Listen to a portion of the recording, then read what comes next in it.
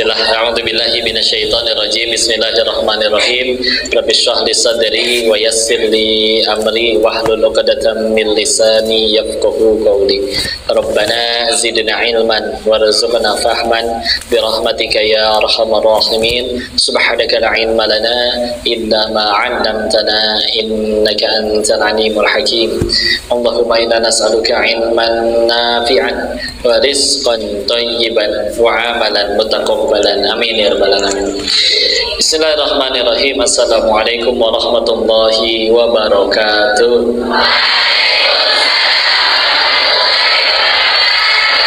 Alhamdulillahirabbil alamin. Alhamdulillahilladzi khalaqal mauta wal hayata liyabluwakum ayyukum ahsanu amala wa huwal azizul ghafur.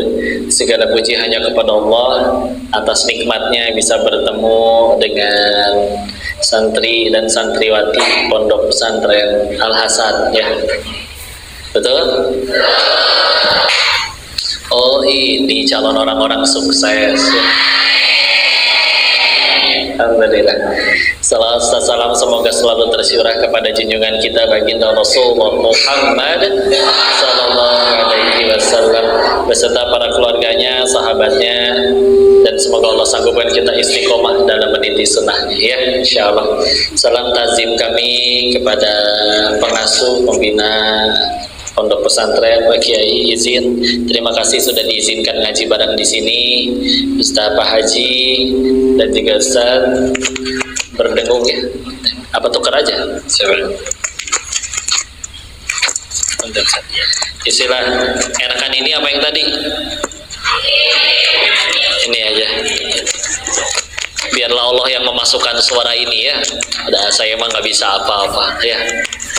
Baik, istilah. Terima kasih diizinin ngaji bareng di sini. Senang sekali bertemu dengan yang insya Allah disebut oleh Rasulullah di hadis riwayat Imam Muslim tentang 7 golongan orang yang akan diberi naungan oleh Allah, yang dimana hari itu tidak ada yang bisa menaungi lagi selain Allah. Salah satunya, terutama di yang keduanya, adalah orang-orang yang masih muda, anak-anak muda yang menghabiskan waktunya, masa kecilnya, masa mudanya dalam ketaatan. Mungkin di luar ada yang lagi nggak tahu entah ngapain, tapi kalian ada di sini di pesantren. Bismillah. Semoga ini jalan Allah menjadikan kalian orang-orang hebat, ya. Dan senang kalau ketemunya pemuda, karena mengingat dulu Madinah dibuka hanya dengan 6 orang pemuda saja. Kalau di sini lebih dari 6 orang, ratusan, insya Allah satu Indonesia jadi baik berkat kalian, insya Allah, ya. Kita ke fakta-faktanya dulu, ya. Bahkan misalkan 10 sahabat yang dijamin surganya, 7 diantaranya usianya di bawah 30. Bahkan 5 diantaranya usianya masih di bawah 20. Jadi masih belasan sudah terjamin surganya, Masya Allah, ya. Dan kok mereka dekat sama Nabi, loncat lebih jauh juga, Masya Allah. Ada pemimpin besar, Khalifah Harun ar-Rasyid, ya. Beliau menjadi khalifah di umur 20. Atau siapa? Muhammad Al-Fatih 9 abad setelah Nabi wafat, jadi sultannya usia 22, umur 15-nya udah jadi wali kota, ya. Jadi sebetulnya banyak orang-orang yang hebat dari waktu muda. Lagian sebenarnya suka tidak suka, mau tidak mau, cepat atau lambat, kita itu butuh Allah, ya. Pasti nyari Allah, cuman kan pilihannya nanti 2, mau datang dengan sukarela atau harus diseret dulu sama masalah. Kebanyakan orang baru nyari Allahnya udah umur 40, kok teman-teman saya pada sukses, saya malah punya banyak utang, ya. Baru nyari Allah. Ada yang kayak gitu dulu, ada yang ditipu orang dulu, ada yang kalah main judi dulu, rungkat wae, ya. Ada yang kelilit pinjol, ada yang patah cinta, ya. Macam-macam. Nyari Allah beneran. Nah, tapi yuk kita lihat, ya, faktanya. Kok emang sahabat Nabi dari golongan yang sepuh-sepuh ada nggak? Sedikit. Paling yang terkenal cuman Abu Sufyan. Sisa-sisanya petinggi-petinggi Quraisy zaman itu, punten, mohon maaf, kebanyakan mati kafir. Ya, contoh Abu Jahal, Walid bin Mughirah, mereka tokoh-tokoh besar, tapi karena tidak sesegera mungkin nyari Allah, keburu mati kafir ya. Tapi coba lihat anak-anaknya, bahkan anaknya Abu Jahal aja sahabat Nabi, namanya Ikrimah ya. Nanti kalau kita belajar nama-nama rawi hadis, ada Ikrimah yang anaknya Abu Jahal sahabat Nabi, ada lagi Ikrimah maulanya Ibnu Abbas. Nanti beda ya, namanya aja sama. Atau Walid bin Mughirah, anaknya Khalid bin Walid, pedangnya Allah, Saifullah. Sehingga lihat ya, meskipun yang pas masih muda-mudanya mereka juga dulu pernah ngaco ya. Khalid bin Walid pernah memusuhi Islam, ikut perang Uhud, menjadi musuhnya Nabi, bahkan sampai Nabi terluka di situ. Satu-satunya yang nyaris ngalahin Nabi perang itu Khalid doang. Tapi semenjak masuk Islam menjadi pedangnya Allah. Jadi ntar kalau misalnya ada yang ngira, aduh masa lalu aku begini begitu, enggak. Sesegera mungkin nyari Allah, apalagi masih muda kayak gini, Allah siapkan masa depan yang paling baik. Beneran, bismillah ya. Nanti ada pertanyaan biasanya, maksiat 60 tahun, tobat sehari sebelum mati, diampuni nggak ya? Bisa nggak diampuni? Bisa, asal tobatnya tobat nasuha. Cuman kan pertanyaannya, siapa yang janjiin kita masih ada waktu sampai 60 tahun lagi? Yang lagi ngomong aja nggak tahu 5 menit lagi masih hidup atau enggak ya. Terus kalau masa lalunya kurang baik, gimana kalau sekarang pengen jadi baik? Kalau pengen bisa ngaji, menyampaikan sesuatu jadi kebaikan, apakah harus suci dari dosa dulu? Kalau misalkan syarat berdakwah itu harus maksum, yang berhak dakwah cuma Nabi dong ya. Tapi toh tugas kita hanya menyampaikan, fadzakir innama anta mudzakir. Surat apa? Iya betul, surat Quran, betul ya. Nggak mungkin surat Injil ya. Surat apa? Al-Ghasyiyah ayat 21-22. Ingetin, tugas kamu tuh hanya ngingetin. Lasta 'alaihim bimusaitir, engkau tidak berkuasa di atas yang lainnya. Orang jadi baik dengerin nasihat kita, Allah yang ngubah, nggak usah ngadi-ngadi atau ngaku-ngaku ya. Orang nggak jadi baik, selagi niat kita lillahi ta'ala, tetap jadi pahala. Enak bukan? Kan kita meninggal nggak ditanya, emang udah berapa orang yang kamu bikin tobat, hijrah dan mualaf? Enggak ya. Nggak ada satupun yang akhirnya tobat setelah kita nasehatin, tapi kita lillahi ta'ala, nggak ngejar apapun selain ridhonya Allah, tetap jadi amal. Enak kan? Nih contoh ya, enaknya urusan sama Allah tuh kayak gini. Ada yang ngajakin, bangun masjid yuk, sedekah, keluar we duit jajan. Ternyata misalkan umurnya nggak nyampe, masjidnya belum jadi, umurnya meninggal duluan. Kan kita tahu nanti di hari akhir kita dikasih buku catatan amal ya. Ceritanya ngecek, kecatat semua nggak ya, bisa aya nu hilang ya. Begitu dicek, ternyata lo kok nggak ada yang sedekah bangun masjid itu. Nanya ke Allah, ya Allah, engkau pasti tahu tanggal segitu, jam segitu saya sedekah bangun masjid. Kenapa di buku catatan ini tidak ada? Tidak mungkin Allahnya menjawab, ya kan masjidnya belum jadi pahalanya belum cair. Ya gitu konsepnya ya. Itu duit masih di kantong, kita baru niat udah ada pahala niatnya. Apalagi kalau sampai dijalanin ada pahala lebih besar. Enak kan urusan sama Allah? Nyampein, udah tenang aja.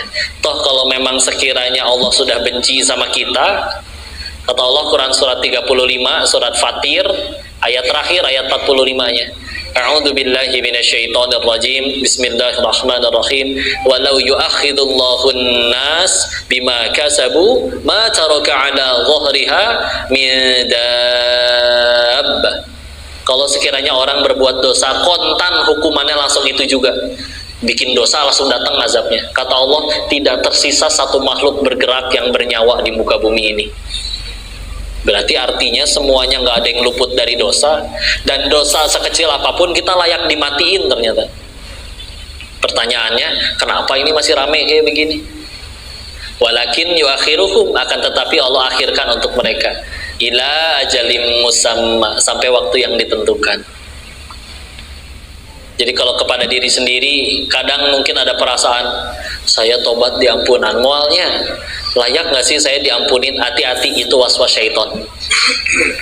Karena setan nggak suka kita tobat, tapi dia juga nggak bisa apa-apa kalau kita tobat.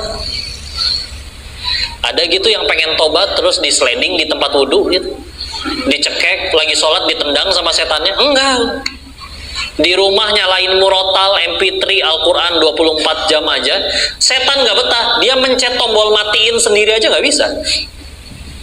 Horor juga kalau mati sendiri ya, nggak bisa. Paling cuma dikasih was-was, Allah so iye, so munafik lah, entah juga maksiat di wae. Ceritanya setannya setan Sunda ya, kayak gituan deh, gaya lah sih mah gitu. Diampunin, kalau emang Allah gak niat ngampunin, bikin mati aja kita waktu lagi pas maksiat. Mudah gak bagi Allah matiin siapapun, kapanpun, dimanapun? Ya, tapi kenapa yang ini yang lagi ngomong aja banyak dosanya nih, gak mati-mati itu? Sederhana, Allah lagi nungguin yang lagi ngomong ini tobat. Ngelihat orang juga gitu, saya tamat ngaji lah, kita mah di pesantren.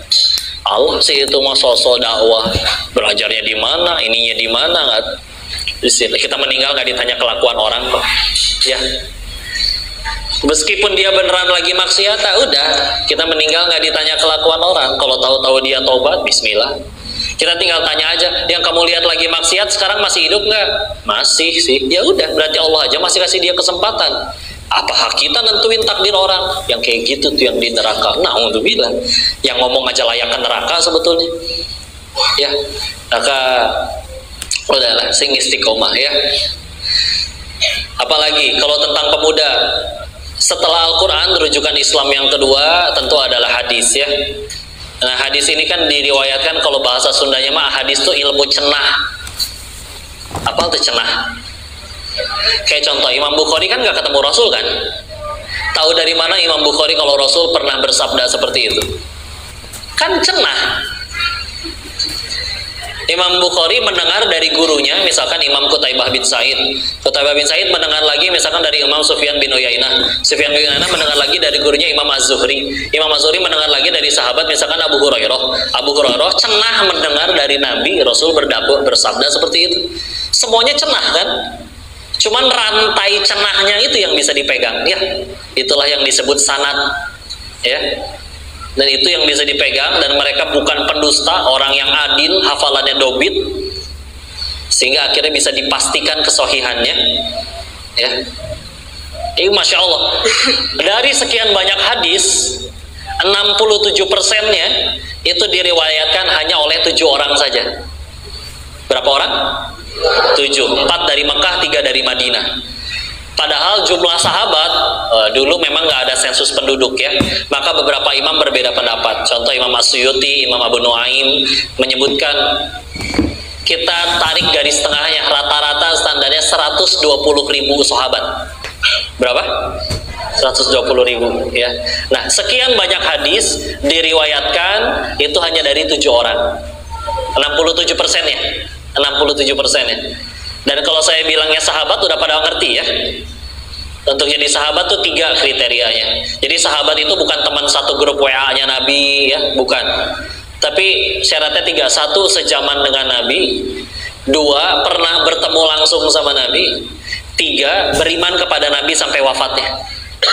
Jadi kalau ketemu sejaman tapi gak beriman, contoh Abu Jahal, bukan sahabat. Atau sejaman, beriman, tapi nggak pernah ketemu sekalipun. Contoh Uwais Al-Qarni, bukan sahabat. Ya. Nah, dari sekian banyak, hanya 67%-nya hanya dari 7 orang. Dan ini 7-7-nya orang muda. 4 Mekah, 3 Madinah. Siapa? Yang pertama, yang dari Mekah, periwayat hadis sahih terbanyak, 5.374 hadis. Sahabat mulia Abu Hurairah radhiyallahu anhu. Padahal ketemu nabinya 3 tahun sebelum Nabi wafat. Ya. Selanjutnya ulama wanita yang sampai sekarang belum tertandingi, istri Nabi Ummahatul Mukminin Aisyah radhiyallahu anha. Sekitar 2000-an hadis ya. Sekitar 2000-an hadis, Masya Allah. Lebih dari, kalau misalkan kayak Bukhari kan isinya sekitar 7 ribuan hadis saja. Maka kalau 2000-annya aja dari Aisyah, berarti 1/4 dari kitab paling sahih setelah Al-Quran itu berasal dari wanita sumbernya. Luar biasa ya. Lalu selanjutnya ada Ibnu Abbas, sepupu Nabi. Ketemu Nabinya umur 8 sampai 12 tahun, 12 atau 13. Berarti kelas 2 SD sampai kelas 6 SD. Selepas itu Nabi wafat. Tapi selepas Nabi wafat, beliau menjadi manusia yang paling paham Quran. Bahkan di usia 15 pun diangkat oleh Umar bin Khattab jadi salah satu penasehat. Kalau zaman sekarang berarti jadi menteri umur 15. Ya. Ketemu Nabinya 4 tahun. Itu pun waktu beliau masih kelas 2 sampai kelas 6 SD. Selanjutnya siapa? Abdullah bin Umar, atau suka dipanggil Ibnu Umar radhiyallahu anhu, anaknya Umar bin Khattab radhiyallahu anhu. Ya, itu udah 4 Mekah. 3 lagi Madinah, Abu Sa'id Al-Khudri, Anas bin Malik, sama Jabir bin Abdullah. Nih terserah ya, nggak harus dihafal. Tapi 7-7-nya orang muda. Sehingga yuklah kita kalau ngedekat Allahnya dari muda, Allah siapin masa depan yang baik insya Allah. Ini usia berapa? SMP ya? Ada yang SMA angkat tangan? Yang SMP? Di sini tentu dilarang pacaran kan? Nggak ada yang pacaran kan? Yang pacaran angkat tangan. Nah, kan ada. Saya ganti pertanyaannya. Yang kalian tahu dia punya gebetan pacaran, tolong bisikan astagfirullah di telinganya.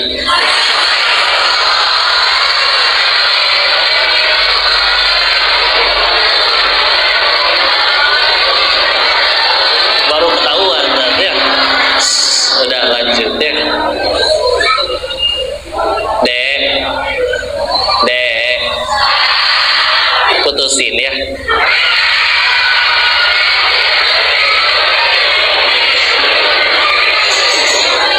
Kalau dia tanya kenapa, bilang disuruh si Koko gitu.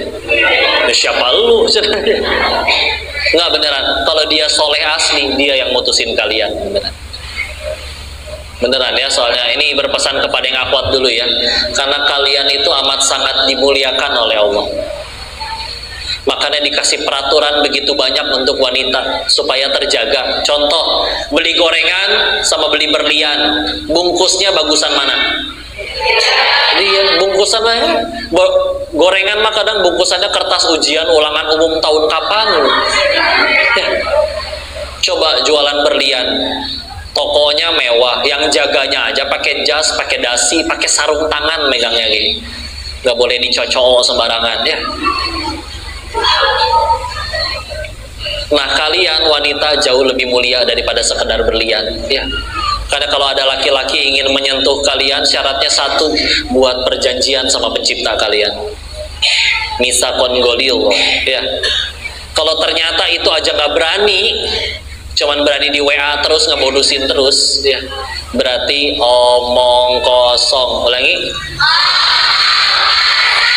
Udahlah, tenang aja ya. Alhamdulillah ya. Ini kita wafat akan ditanya tentang siapa Rasul kita ya. Kita wafat tidak akan ditanya siapa member BTS ya. Ya mudah-mudahan mereka dapat hidayah mualaf semua ya. Insyaallah. Gitu ya. Nah, karena kalau ternyata tidak berani untuk tadi misalkan golizo, jangankan menyentuh, untuk menatapnya saja kami laki-laki tidak berhak ya. Ya punten, kalau misalkan nanti beres kajian mungkin nanti ada yang ngajak salaman, yang akhwat punten, bukan nggak bisa, tapi kok tidak layak menyentuh kulit kalian ya. Nanti biar suaminya aja yang nyentuh ya. Ini pada pegang handphone nggak?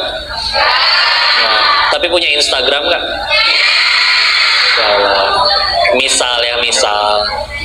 Misalkan nanti pas ada liburan megang handphone, ada DM di Instagramnya dari Song Joong Ki misalkan ya. Misal teh ya. Gampangnya nyenengin perempuan mah, dikasih khayalan dia udah bahagia dia. Kan misal cek saya gitu ya. Song Joong Ki nge-DM atau siapa ya? Ya personil BTS mualaf semua, terus pengen jadi suami kalian katanya ya. Misal teteh ya Allahnya. Tapi kalau jelas-jelas ngajaknya pacaran, jawab dengan tegas, halalkan atau tinggalkan A.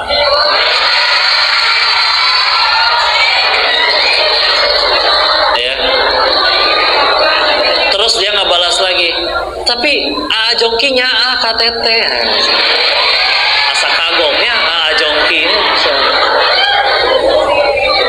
Bilang, kalau beneran sayang silakan, bapak saya standby di rumah tiap pada Isya, datang dong kalau berani. Ya, jangan lupa bawa martabak. Kalau gitu aja nggak berani, ya nggak lah. Makanya kalau misalkan ternyata gini, orang kalau udah sayang sama seseorang kan pengen selamanya dengan orang yang disayangi, betul? Kan di dunia nggak bisa selamanya, betul?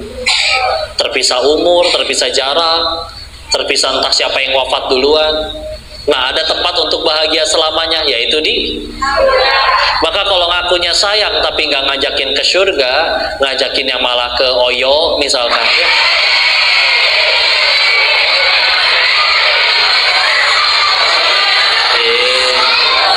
Memang ngerti Oyo apa?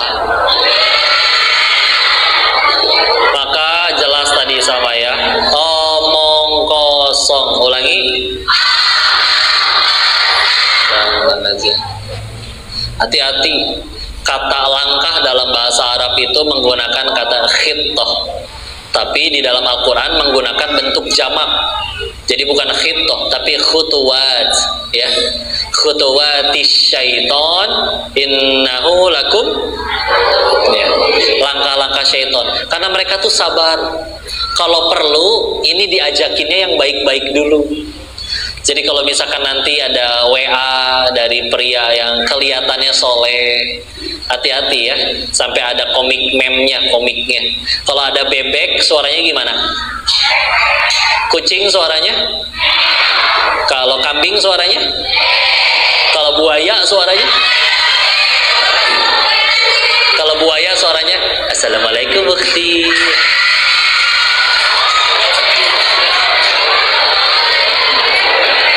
Ya, itu namanya playboy syariah. Dan mereka sabar, udah ada template-nya. Kiriman pertama, Assalamualaikum ukhti. Kiriman kedua, masih ada malam bagi kita untuk bertahajud. Gaya ya. Kalau udah kayak gitu jangan dibales.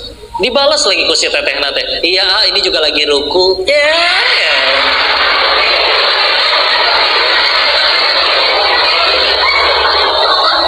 Ruksaknya janganlah. Udah, itu buat yang gak kuat ya. Sekarang kita kembalikan lagi kepada Al-Quran. Ada surat yang disunahkan dibaca setiap malam Jumat atau hari Jumat. Surat apa? Al-Kahfi ya, salah satunya. Surat keberapa Al-Kahfi? 18. Berapa ayat? 110. Di dalamnya ada kisah luar biasa Nabi Musa alaihi salam bertemu dengan Khidir, Nabi Khidir alaihi salam. Di ayat 60 sampai 82. Ayat berapa? Mudah-mudahan udah pada baca, sempat baca minimal terjemahannya, ya. Di situ dikisahkan Nabi Musa itu ngikut sama Nabi Khidir kemana-mana. Tapi ternyata mereka berpetualang gak cuma berdua, melainkan bertiga. Taunya dari mana kok? Ayat 60-nya. Wa idh qala Musa lifatahu abrahu hatta, ya. Dan di situ wa idh qala Musa, dan telah berkatalah Musa lifatahu, kepada fata, pemuda hu-nya.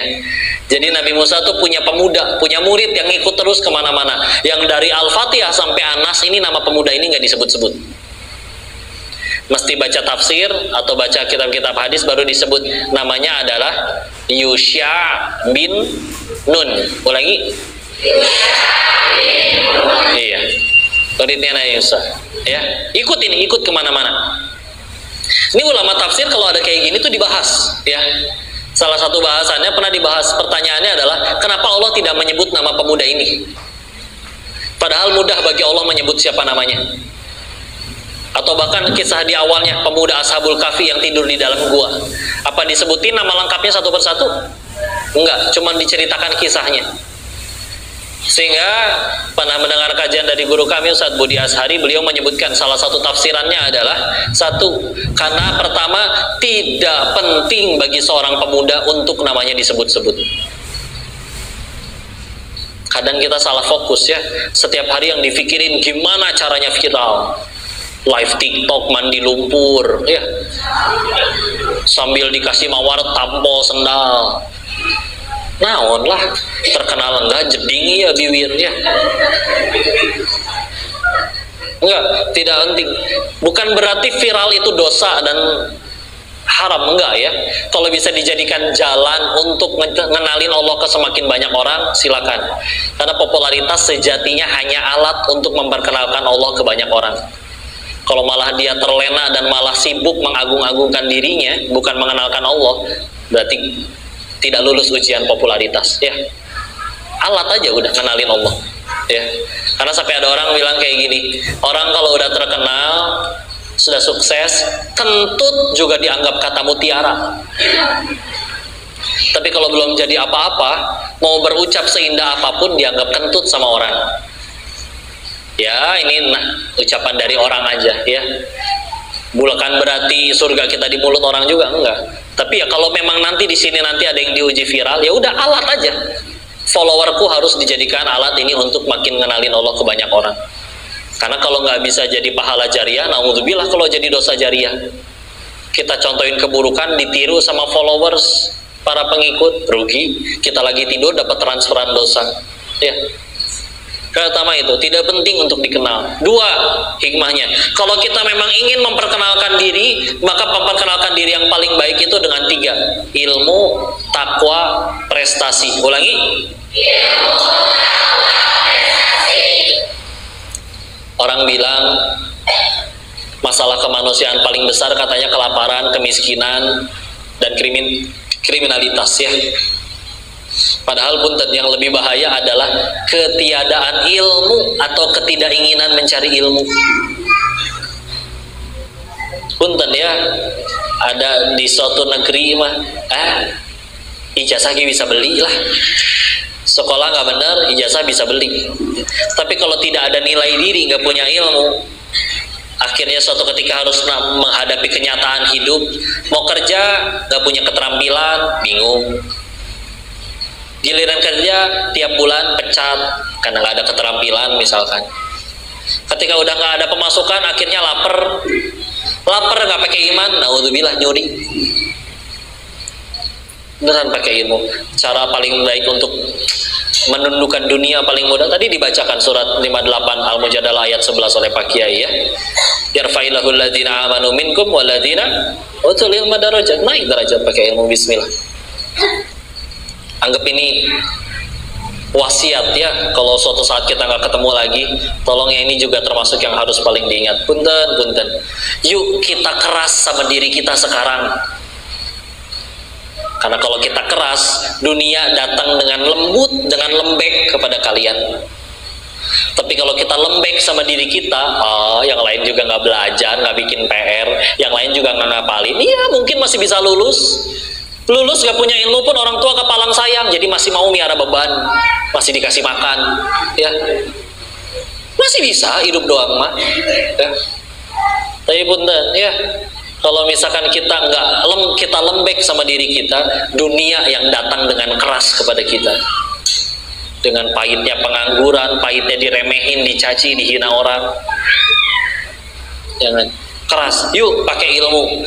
Ilmu itu ibarat mahkota, tidak terlihat tapi membuat ucapanmu dinasehati, ditaati dan didengarkan. Ilmu juga ibarat harta, ringan dibawa tapi nggak bisa dicuri. Coba punya uang bermiliar-miliar cash, repot, bawanya ribet, takut dicuri. Ilmu makin banyak.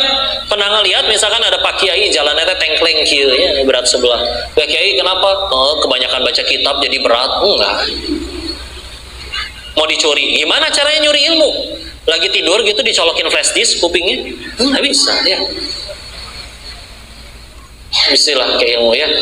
Mungkin kalian pernah ngelihat nanti ada orang yang Dia baru turun dari kendaraan, entah di pasar, entah di mall, entah di mana.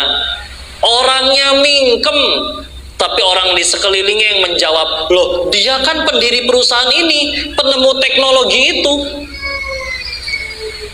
Orangnya diem, tapi prestasinya yang memperkenalkan siapa dirinya. Daripada banyak omong, dijulitin, namun saya mah paling gak nyontek dapat nilai bagusnya. Ih mobilnya bagus, paling gak korupsi. Namun sih dijulitin ya. Atau serba ngaku-ngaku, ini semua anak-anak pada soleh, saya yang ngajar. Itu di luar sana masjid pada bagus, saya donaturnya. Ngaku-ngaku ya. Orang kata-kata Allah harus ada masjid di situ, ada weh masjid ya. Ya bismillah. Jadi udahlah, ilmu, takwa, prestasi. Bicara takwa kita tahu ya, surat 49 Al-Hujurat ayat ke-13, inna akramakum indallahi atqakum. Yang paling mulia di antara kalian di sisi Allah adalah yang paling bertakwa. Udah weh, urut. Kalau misalkan masuk surga kudu harus centang biru dulu, enggak adil ya. Masuk surga harus punya duit berapa dulu, berapa miliar, ya enggak adil lah tuh. Kan Allah yang bagian rezeki, masa masuk surga berdasarkan duit? Tapi mau punya duit nggak punya duit, nurut, bismillah bisa insya Allah. Sama pemuda juga harus galau, tapi tolong galaunya yang bermanfaat. Karena kayak dulu Salahuddin Alayubi, galau kalau lagi males ngaji, males berlatih, sama pernah males, pernah futur. Tapi galau kalau lagi futur, aduh gimana aku bisa berhenti berlatih sedangkan Baitul Maqdis masih di tangan musuh muslimin. Akhirnya belajar lagi ya. Jadi kalau galaunya cuma gara-gara ngelihat status temen, bukan kayak gitu yang diharapkan Islam ya. Istilah. Dan cara untuk sukses paling mudah, ini cara paling gampang nih ya. Cari masalah. Ulangi. Cari masalah ya, yang positif, bukan Pak Kiai lagi nyebrang ditabrak, bukan ya. Itu namanya nyari mati ya. Itu nyari gara-gara. Nyari masalah yang positif. Contoh. Pandemi kemarin masalah nggak? Ada kawannya ayah saya sebelum pandemi bangkrut usahanya. Dari sekian banyak uangnya semua dijual-jualin, asetnya tinggal 100 juta dari miliaran. Terus besoknya lockdown PSBB, waduh bertambah-tambah masalah. Maka tapi mindsetnya bagus. Fa inna ma'al usri yusra, inna ma'al usri yusra. Di balik kesulitan pasti ada kemudahan, diulang 2 kali. Ini orang tambah banyak kesulitan, pasti mereka banyak kebutuhan, tinggal saya sediain kebutuhannya. Maka dia dorong sisa modal 100 jutanya jadi untuk modal pengusaha masker pertama di Kota Bogor. Jualan masker tanpa ditimbun, tanpa ngegetok harga. Nggak nyampe 6 bulan 100 jutanya udah jadi 800 juta rupiah. Gak ada masalah ya. Atau contoh, ada orang tinggal rumahnya di dalam gang, motor nggak punya, angkot nggak lewat, tapi kudu berangkat kerja tiap hari. Masalah? Ada di tempat lain orang yang juga punya masalah, punya motor tapi nganggur. Masalah? Dipersatukanlah 2 orang bermasalah tadi dalam satu aplikasi namanya micet, bukan ya. Ada yang ketawa, heran nih saya nih ya. Ojek online ya. Asal jangan dipakai buat chattingan yang enggak ya. Ups ya. Maka Masya Allah, wajar kalau penemu aplikasinya minimal untuk dunianya dia lebih sukses. Kenapa? Karena beresin masalah orang. Jangan alergi sama masalah. Kalian selama belajar di sini mengkhatamkan sekian banyak kitab, tapi nggak mau diuji, nggak mau ikut ujian, bisa lulus nggak? Ya. Istilah ujian masalah jalan kalian jadi hebat atau naik tingkat. Jangan ragu. Bismillah. Apa dikira Cristiano Ronaldo langsung jadi juara cuman tidur-tiduran doang? Enggak, latihannya lebih getol daripada yang lain. Yang lain belum datang, dia udah datang. Yang lain udah pulang, dia masih latihan. Yang lain makannya seenaknya, dia benar-benar ngejaga. Nggak mau minum yang mengandung gula, soda, itu beliau nggak mau. Karena sampai sebegitunya ya. Nggak tiba-tiba ya. Dan teladannya jelas ya. Karena kalau ditanya, kenapa sih kudu balik lagi ke Quran dan hadis? Itu kan sudah 14 abad yang lalu. Kita balikin lagi. Tolong bawakan masalah paling sulit zaman sekarang. Kami bisa bawakan masalah yang lebih sulit di zaman dahulu, tapi udah selesai sama Quran dan hadis. Kalau memang semua yang ada di Al-Quran itu nggak cukup buat jadi petunjuk kita, mudah bagi Allah, bikin aja ada Al-Quran jilid 2. Mulai dari surat ke-115 setelah Anas. Nggak ada kan? Ada. Karena apa yang ada di antara Al-Fatihah sampai Anas cukup buat jadi pegangan kita sampai kiamat. Tinggal kita mau ikutin atau enggak. Dan kalau Allah mau mudah menjadikan Rasul masih hidup hingga hari ini, atau dibikin ada penerusnya beliau, Rasul yang baru. Tapi tidak ada. Kenapa? Karena petunjuk dari Rasul pun cukup untuk jadi pegangan kita sampai hari akhir. Tinggal kita mau nurut atau enggak. Kadang-kadang kita suka pilih tebang pilih ya. Para pengusaha kadang, makan babi sih aku enggak, tapi yang Al-Baqarah 275 nih, kalau aku enggak ngelanggar yang ini, kapan aku punya mobil, punya motor, punya cicilan? Pura-pura lupa sama ayat yang itu ya. Udah bismillah ya, nurut. Dan ini wajar dong. Contoh, kalau ada yang pengen jadi pemain bola, belajarnya ke siapa? Lionel Messi atau Chef Juna? Messi. Kecuali pengen jadi koki, belajarnya ke Chef Juna. Sama, kita mati bakal, sukses pengen, mulia pengen, ke surga hoyo. Nah, ada yang udah mencapai itu semua. Manusia yang paling mulia, paling sukses, paling jadi manfaat dan kebahagiaan bagi banyak orang, Rasul. Sholat beliau. Terus kita mau pengen seperti beliau, sholatnya malas-malasan. Atau selama ini kita ngikutin siapa berarti? Cara bahagianya. Pantesan gak bahagia-bahagia. Ngarang berarti ya. Udah bismillah. Paksain, yuk. Keras sama diri kita. Malas ngaji, paksain ngaji. Malas baca Quran, paksain baca Quran. Malas sholat, paksain sholat. Kenapa? Karena lebih baik memaksakan diri ke surga daripada sukarela ke neraka, betul? Udah tenang aja ya. Maka insya Allah, kalau kalian di usia muda ini aja udah dekat sama Allah, bismillah, insya Allah ini ke depan akan jadi orang hebat semua ya, insya Allah. Segitu dulu Ini ada tanya jawab atau enggak? Ada, saya tafadhol Ustaz. Ada hadiahnya buat yang jawab nanti ya. Tadi saya bawa oleh-oleh. Kalau mereka ada yang nanya, mereka. Kalau nggak ada yang nanya, baru saya yang nanya.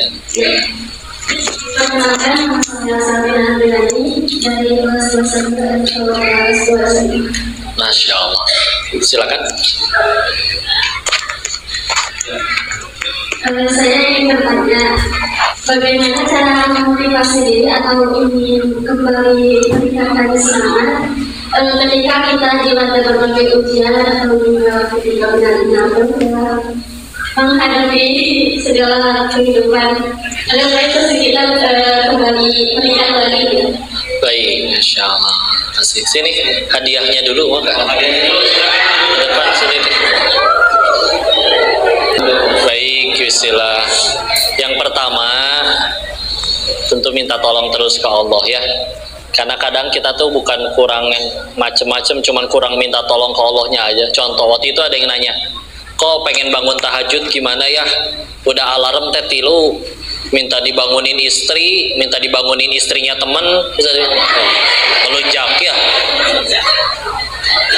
Tapi nggak bangun-bangun juga. Waktu itu akhirnya ada yang nanya, udah minta tolong ke Allah belum? Oh iya ya. Coba aja habis sholat isya, tadinya minta macam-macam, sekarang minta, ya Allah pengen tahajud ya Allah. Sokra, nggak pasang alarm kayak bangun itu mah. Bismillah insya Allah.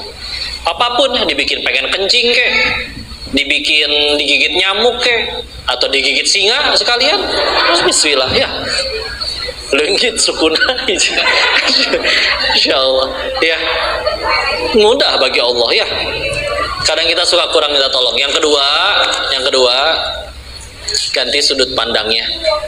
Jadi jangan membenci masalah, karena bisa jadi gara-gara masalah itu kita tambah dekat sama Allah. Contoh, ada ya kisahnya Nabi Musa lah. Ibundanya dulu panik, waduh anak laki-laki, kata Firaunnya anak laki-laki bayi harus dibunuh. Terus kan dapat perintahnya disuruh dipalitkan ke sungai, ya, ke kali. Terus kan kalau menurut akal kita, ya masa bayi dianyutin ke sungai, ya atau cilaka tuh.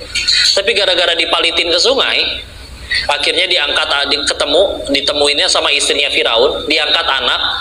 Bahkan tapi ketika pengen disusuin nggak ada satupun yang anak ini mau nyusu dengan ibu manapun. Kakak perempuannya udah ngikut. Saya tahu ibu yang si anak ini pasti mau nyusu. Serius, ajak dong ke sini. Diajak we ke istana ibunya. Mau, ya jelas ibu kandungnya. Tapi coba lihat, gara-gara nurut sama Allah itu, beliau menjadi satu-satunya wanita yang nyusuin anak kandungnya sendiri tapi digaji pakai duit negara. Coba kalau nggak nurut, yang bener aja masa perintahnya dipalitkan, udah dijaga tiap hari di rumah, repot, ya. Tapi gara-gara nurut udah bismillah. Ganti sudut pandangnya, karena bisa jadi itu jadi jalan kita tambah baik, ya. Apalagi ternyata yang lebih baik bagi kita itu yang membuat kita tambah dekat sama Allah, bukan yang aku suka. Contoh, suami ibu selingkuh misalkan, sedih wajar. Tapi punten, kalau gara-gara kejadian itu jadi rajin tahajud, nggak pernah bolos taklim, mulai syar'i, mulai belajar Quran sampai lancar, sampai hafal, sampai ngajarin, sampai ngamalin. Bisa jadi gara-gara kejadian itu dia lebih terjamin surganya daripada yang suaminya pada setia. Meskipun yang suaminya udah pada setia, nggak usah ditanya, kapan selingkuh? Nggak usah, ya. Nujiatnya beda-beda, ya. Dan penggugur dosanya masing-masing, ya, beda-beda. Udah tenang, ya. Kenapa kita nggak suka? Karena bahagiaku masih yang aku suka, bukan yang Allah suka. Padahal kata siapa yang aku suka teh baik, betul. Kata anak-anak juga paling enak makan permen, es krim, coklat tiap hari. Tapi kalau udah sakit gigi, diambil permennya sama si mama. Si anak ngambek, mama pelit, beli gelang emas we bisa, permen nggak dibeliin. Aku mau minggat dari PAUD misalkan, ya kan masih kecil. Masa anak kecil udah S2, ya. Terus minggat dari PAUD, si ibu ditanya ke tetangga, ibu punya uang banyak kok, permen aja nggak dibeliin. Benci ya sama anak ibu. Karena benci atau karena sayang nggak ngasih permen? Ya sayang. Kalau ada doa kita yang nggak dikabul, bukan berarti Allah benci, bukan. Bisa jadi itu penyelamatan. Kenapa kita menderita? Kita, soalnya bahagianya selalu yang aku suka, bukan yang Allah suka. Ya. Jawab survei sederhana ini ya. 1, apa kita punya keinginan? 2, apa Allah punya keinginan? Punya. Ingin kita selamat, bahagia. 3, dari lahir sampai detik ini, jujur, lebih banyak mengejar yang Allah suka atau yang kita suka? Terus sejauh ini ngejar yang kita suka, sebagian juga udah terkabul, kok masih sulit bahagia? Harus berapa kali patah hati dan kecewa lagi baru kita sadar bahagia itu adanya pada apa yang Allah suka, bukan yang kita suka. Kita sih yang kita suka melulu, ya. Sering-sering juga wisata rohani. Kemana wisata rohani? Ke kuburan. Ya Allah, dia dulu lebih kaya, lebih cantik, sekarang di dalam tanah juga. Hartanya nggak menyelamatkannya. Mampir ke rumah sakit, ya Allah, kita seumuran, aku masih sehat, bisa maksiat, dia di situ baca Quran lagi. Mampir kemana? Kalau di Bandung ada rumah Singgah Al-Fatih, di Surabaya ada rumah kanker Indonesia, ketemu tuh kecil-kecil udah kena kanker, kena ini itu, udah divonis dokter umur saya 6 bulan lagi, tapi bisa dia yang ngajakin ketawa dan bahagia. Katanya enak, kayak saya mah udah keluar tiketnya, Koko mah belum tahu kapan ya. Jadi bisa packing siap-siap. Ya juga ya, luar biasa. Atau ya juga yang paling penting, yuk berani jujur sama diri sendiri. Ingat diri ini siapa, pernah ngelakuin dosa apa aja. Kadang punten ya mikir, ya Allah ini orang-orang sholat cuma 5 waktu, nggak pernah yang sunnah-sunnah. Itu pun zuhur 2:30, asar 5:30, subuh 6:30. Bisa nggak ya ke surga? Insya Allah bisa. Kenapa? Karena dia nggak punya dosa sebanyak saya. Maka diri yang layak dimatiin oleh Allah dulu waktu masih di Thailand, bukannya Allah matiin malah diizinin ketemu kalian yang soleh-soleha, ketemu Pak Kiai, ketemu Pak Haji, ketemu Ustaz. Terus diri ini nggak mau belajar lebih banyak, ngaji lebih banyak, ibadah lebih banyak, dakwah lebih banyak, berarti saya nggak tahu diri di hadapan Allah. Terus ketika udah nggak tahu diri di hadapan Allah, kita sendiri kan nggak suka sama orang yang nggak tahu diri. Masa kita jadi manusia yang nggak tahu diri? Jadi Jadi kudu berani jujur yuk, inget-inget dosa ya. Asli dah layak dimatiin, ini yang bicara juga. Tapi malah diizinin ketemu kalian di sini ya, alhamdulillah. Nah itu dulu lah ya yang bisa diiniin ya. Mudah-mudahan bisa memotivasi kita untuk tambah takwa terus. Wallahu a'lam bishawab. Waalaikumsalam warahmatullahi wabarakatuh. Nama saya Habib Maulana berasal dari Jawa. Izin pertama, izin bertanya kepada Ustaz. Tafadhal Ustaz. Alhamdulillah saya adalah seorang hafizul Quran.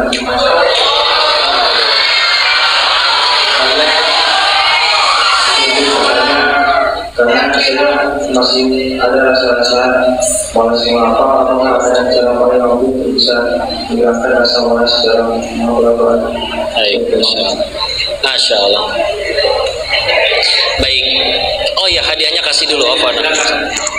Dulu pernah ada yang nanya kayak gini.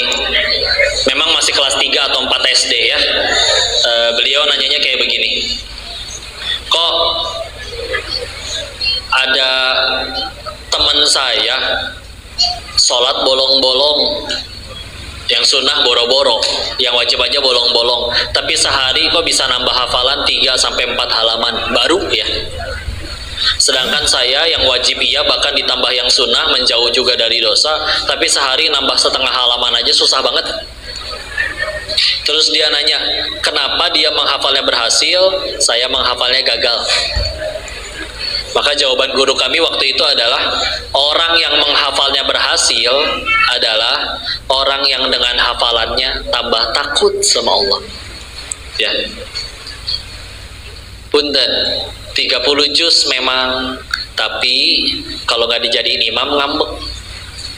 Atau malah jadi ngeremehin orang yang belum bisa baca Al-Quran, punten. Ya.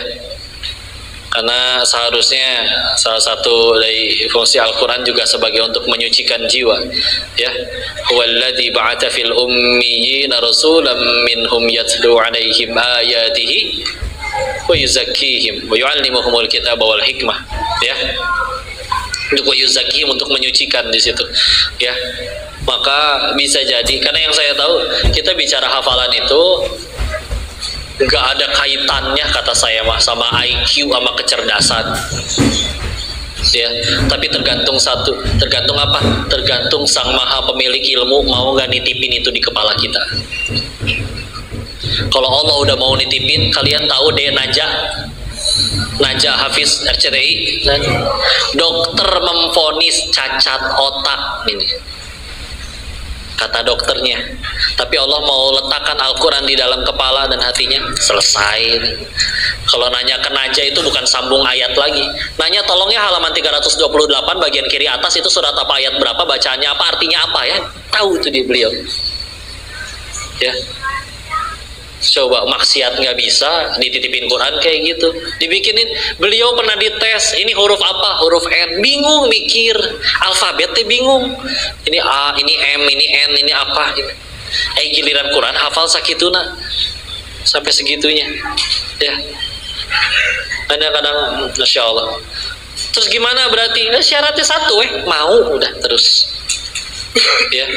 Karena masalahnya tapi satu, banyak yang bilang mau tapi tidak benar-benar mau. Kalau benar-benar mau pasti jadi prioritas. Contoh, kita lagi di depan pasar, pulang nunggu mamang ojek online. Kan handphone ibu banyak tuh isi chat dari mana-mana, dari grup gibah, dari grup macam-macam ya.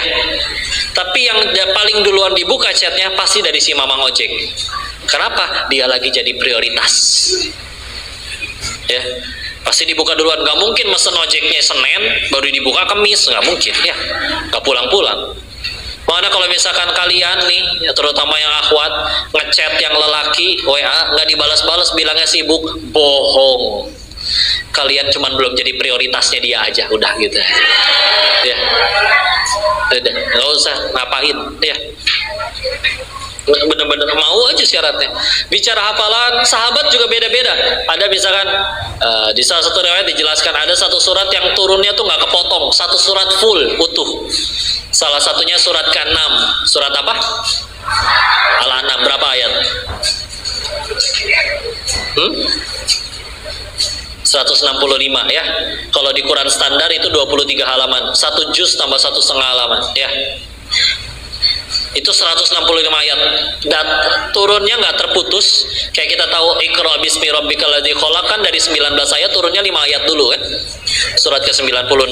Tapi Al-An'am itu turun 1 surat. Dan ada satu sahabat namanya Abdullah ibnu Mas'ud radhiyallahu anhu, Nabi bacain langsung hafal tanpa diulang. Tapi ada sahabat lain, contoh Umar bin Khattab, hafal Quran nggak? Hafal, tapi beliau perlu waktu 20 tahun untuk menghafalkannya. Ya, itu pun 2 bulan sebelum beliau wafat baru selesai. Sehingga terserah Allah mau nitipinnya berapa. Tugas kita satu, yang penting nggak berhenti. Dan yang paling penting juga udah diamalin, membuat kita tambah jauh, tambah dekat dari Allah, tambah dekat kepada Allah. Ya, hafalannya benar-benar jadi manfaat, jadi kebaikan. Udah bismillah, insya Allah. Sisanya gimana Allah? Karena nggak tahu lah, benar-benar tugas kita melayakan diri. Terserah Allah mau nitipinnya berapa juz, yang penting kita nggak pernah berhenti. Kalaupun ada yang bisa kita ngelakuin untuk ngerayu adalah satu caranya, jadi ilmu itu tergantung Allah mau nitipin ilmunya atau enggak. Tapi kadang ini bisa menjadi faktor yang bisa kita upayakan. Salah satunya adalah adab. Ulangi. Punten lah, berkali-kali kami lihat yang pintar ya. Kalau ada maling, bodoh, malingnya mau nangkep ayam, ayamnya nggak ketangkep, malingnya ketangkep, bodoh soalnya malingnya. Ya, yang repot kan kalau malingnya pinter, yang nyuri sendirian, yang lapar jutaan rakyatnya, ini repot. Ya, makanya pinter mah IQ tinggi segala macam enggak lah. Kalau tidak dititipkan cahaya ilmu oleh Allah, udah bismillah. Sucikan jiwa, ningkatin takwa, minta tolong kepada Allah. Kalau tips untuk murojaah, guru-guru kami selalu bilang murojaah yang paling baik, yang paling bikin nyangkut di kepala adalah dibaca ketika tahajud. Maka kalau udah mulai ngapalin Quran gak tahajud itu punten ya, gampang lepasnya, gampang hilangnya ya. Karena memang perbedaan penghafal zaman dulu sama sekarang, mereka dulu nggak mau melanjutkan menghafal ayat selanjutnya sebelum ayat itu selesai mereka amalkan. Kalau kita yang penting sekarang hafal dulu, artinya belakangan ngamalin apa lagi ya. Ada yang hafal at-takasur? Tolong bacakan terjemahannya, bukan bahasa Arabnya. Bingung ya, padahal Al-Baqarah aja ada yang hafal sempurna dengan tajwidnya, panjang pendeknya, fasahahnya sempurna, tapi ditanya terjemahan bingung ya. Masya Allah ya. Bismillah, mudah-mudahan itu bisa memotivasi kita untuk terus tambah takwa sama Allah ya. Wallahu a'lam bishawab. Subhanakallahumma bihamdika asyhadu an la ilaha illa anta astaghfiruka wa atubu ilaik. Assalamualaikum warahmatullahi wabarakatuh.